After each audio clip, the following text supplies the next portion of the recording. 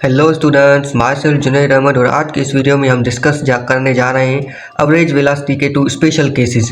पिछले जो लेक्चर्स आपने देखा था टाइप्स ऑफ वेलोसिटी, उसमें हमने एवरेज वेलोसिटी और ऑल टाइप्स ऑफ वेलोसिटीज़ को देखा था कि कौन कौन से टाइप्स की वेलोसिटी हो सकती है। फिर हमने एवरेज वेलोसिटी को देखा था, उसकी डेफिनेशन वगैरह देखी थी। आज जो हमारा टॉपिक है, आज हम उसमें 2 स्पेशल केसेस को देखने जा रहे हैं कि एवरेज वेलोसिटी के कौन से 2 स्पेशल केसेस होते हैं जिसकी वजह से उनके फार्मूलाज में भी चेंजिंग आती है और फार्मूलाज में चेंजिंग आने की वजह से बहुत से स्टूडेंट्स के जो एवरेज वेलोसिटी के ऊपर बहुत से अहम प्रॉब्लम्स होते हैं उसको करने में डिफ़िकल्टी पेश आती है। तो केस 1 जो है, 2 स्पेशल केसेस हम देखेंगे। पहला जो केस 1 है उसमें क्या है, टाइम इंटरवल्स आर इक्वल, यानी हमें ऐसा प्रॉब्लम दिया जाएगा जिसमें टाइम इंटरवल दोनों भी जो भी काम हुए होंगे या फिर जब उनकी वेलोसिटी चेंज हुई होगी, दो अलग अलग टाइम पे दो वेलोसिटीज चेंज हो गई, वेलोसिटी इनिशियल से फाइनल हो गई, या दो डिफरेंट ऑब्जेक्ट्स की वेलोसिटीज़ को हम कंपेयर कर रहे हैं, या फिर एक ही ऑब्जेक्ट की दो डिफरेंट टाइम पे ऊपर हम वेलोसिटी को हम कंपेयर कर रहे हैं। तो पर उसमें होगा क्या कि टाइम का जो इंटरवल होगा वो इक्वल होगा। फॉर एग्जांपल अगर हमें एक 1 आवर जर्नी के पहले आवर फर्स्ट आवर के बारे में बताया जाए कि फर्स्ट आवर में इसकी एवरेज वेलोसिटी बताओ, तो हम क्या करेंगे, उसके first 30 minutes, first half our को भी लेंगे, उनकी वेलोसिटी देखेंगे, फर्स्ट वेलोसिटी उसको कह देंगे, फिर सेकंड हाफ आवर की देखेंगे।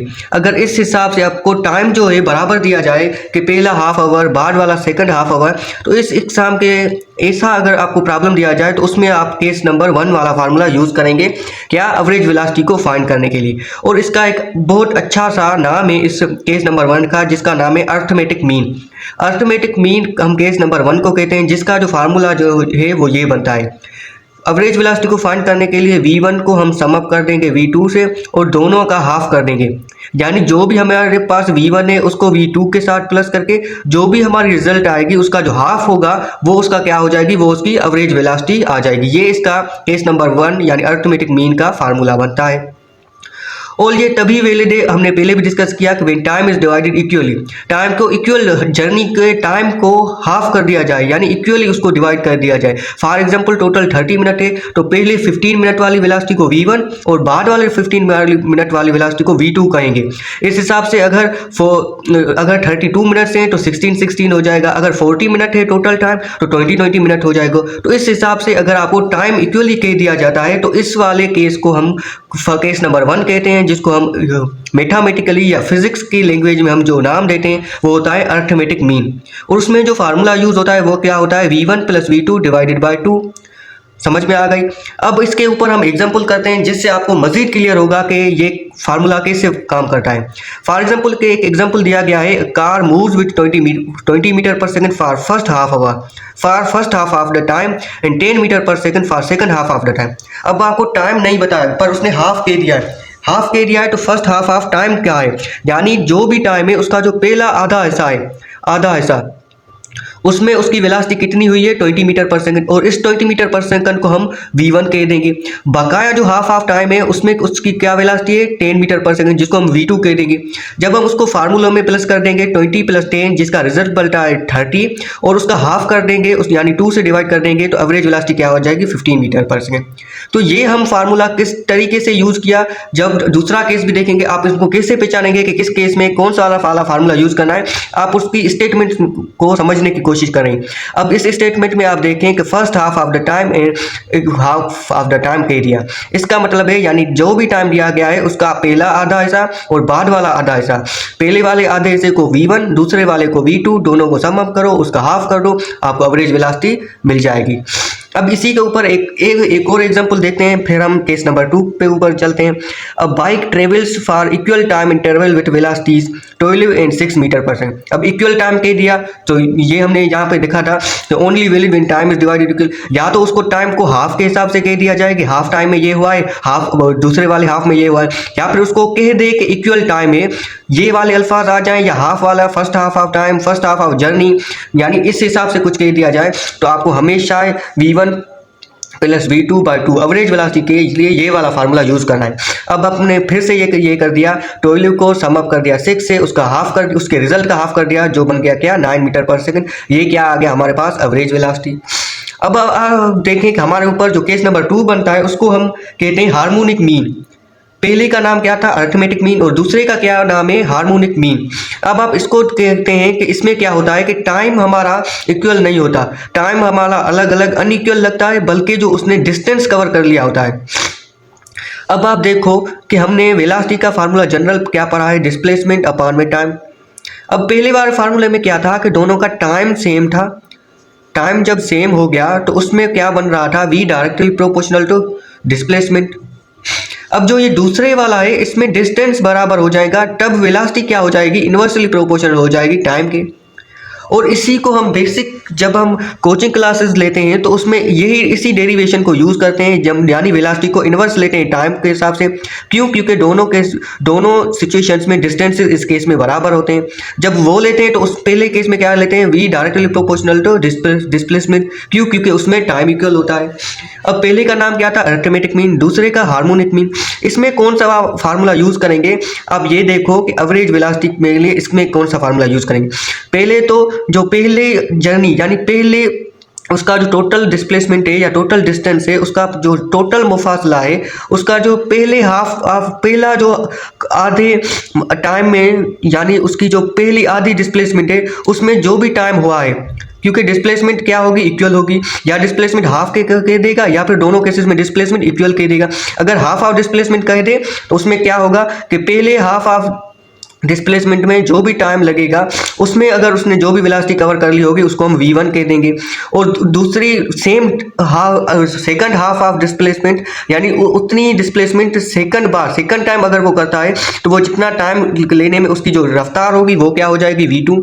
और दोनों को मल्टीप्लाई करेंगे, उनको 2 से उनका डबल कर लेंगे और उसको डिवाइड कर लेंगे v1 प्लस v2 के साथ। ये उसका क्या बन जाएगा, जनरल फार्मूला। और इसमें क्या होगा, मुख्तलिफ प्रॉब्लम्स में डिस्टेंस या डिस्प्लेसमेंट आर इक्वल, बराबर होगा। अब हम ये कब वैलिड है, ओनली वैलिड व्हेन डिस्टेंसेस और डिस्प्लेसमेंट आर डिवाइडेड इक्वली। अब हम इसके ऊपर प्रॉब्लम करते हैं, आपको अच्छे से समझ में आ जाएगा। अब आप ये एक न्यूमेरिकल प्रॉब्लम देखो, a car moves with half of the distance at 20 metre per second and remaining half at 10 metre per second. आपने पहले में हमें ये आपको दिखाना चाहता हूँ, car moves with 20 metre per first half of time आपने हाफ के बाद देखना है कि हाफ किसका कह रहा है, हाफ ऑफ डिस्टेंस कह रहा है या हाफ ऑफ टाइम कह रहा है। अगर फर्स्ट हाफ ऑफ टाइम कह रहा है तो उस हिसाब से हम कह देंगे कि यानी इन्होंने टाइम को इक्वली डिवाइड किया है। और जब टाइम को इक्वली डिवाइड करेगा तो इक्वेशन 1 यानी केस 1 को यूज करेंगे। और इस केस में क्या यूज किया है इसने, distance into half of the distance वाला अल्फा लफ्ज आया है। ये जो आया है हाफ ऑफ द डिस्टेंस वाला वर्ड, तो इस हिसाब से आप इसमें से पहचानेंगे कि ये क्या कह रहा है, यानी इसमें कौन सी इक्वेशन यूज होगी। इसमें डिस्टेंस बराबर इक्वली डिवाइडेड है और इसमें क्या है, डिस्टेंस इक्वली डिवाइडेड और वेलोसिटी डायरेक्टली प्रोपोर्शनल है, टाइम इनवर्सली प्रोपोर्शनल है टाइम के ऊपर। जैसे हमने ये फार्मूला अभी देखा ये वाला, अब ये इक्वल है तो इसके साथ इनवर्सली प्रोपोर्शनल हो जाएगा। अब पहले जो हाफ ऑफ डिस्टेंस था उसमें 20 मीटर पर सेकंड उसकी रफ्तार थी, जिसको हमने v1 का नाम दे दिया। और दूसरी हाफ ऑफ द डिस्टेंस में क्या था, v2 था, यानी जो 10 मीटर पर सेकंड था। अब हमने जब ये फार्मूला पुट किया 2v1 v2 अपॉन में v1 प्लस v2 2 और v1 का वैल्यू 20 फिर v2 का वैल्यू 10, दोनों को सम अप कर दिया यानी 30 400 और 30। जब 400 0 से 0 को कैंसिल किया और 40 को 3 से जब डिवाइड किया तो 13.33 मीटर पर सेकंड ये फार्मूला आया एवरेज वेलोसिटी का।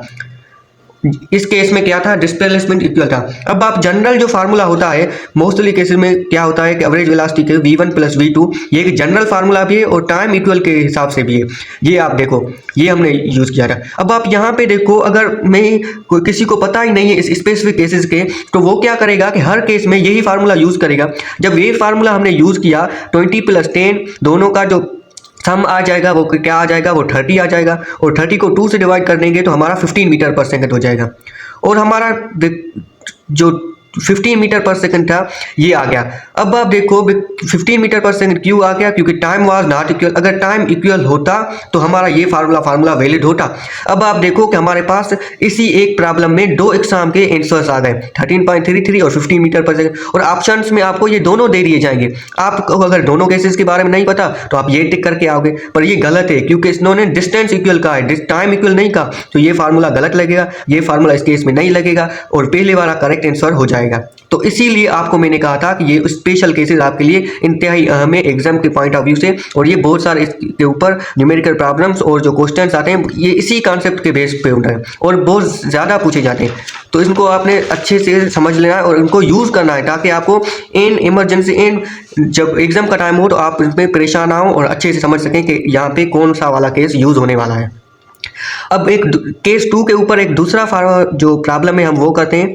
अ runner covers equal distance with velocities 8 metre per second और 4 मीटर। अब ये आप देखो, या तो इक्वल के बाद अगर टाइम होता तो हम पहले वाला फार्मूला यूज़ किया था पहले वाले केस के दूसरे नंबर न्यूमेरिकल में, अगर हाफ ऑफ डिस्टेंस आ जाए तो दूसरा केस है वो हमने दूसरे केस के पहले वाले में कवर कर लिया।